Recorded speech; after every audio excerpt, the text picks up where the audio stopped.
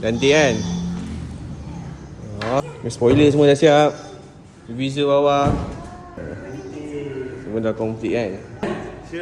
Yes. Sampai dah pos signal blinking. Dia blinking lepas tu satu kereta akan start.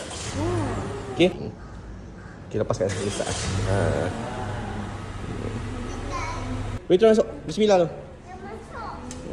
Abang masuk dalam sana. Mana? Break. Break. Tekan push start button sekali saja. Baru tu kakak driving mode semua.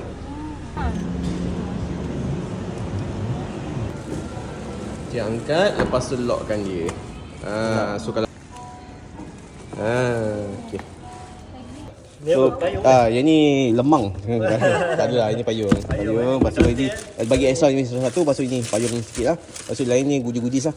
Bawah ni ada ni lah, tempat simpan barang. Tu tayar spare.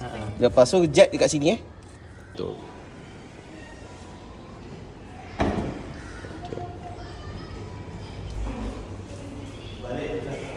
Ui, bagus . Tu sini.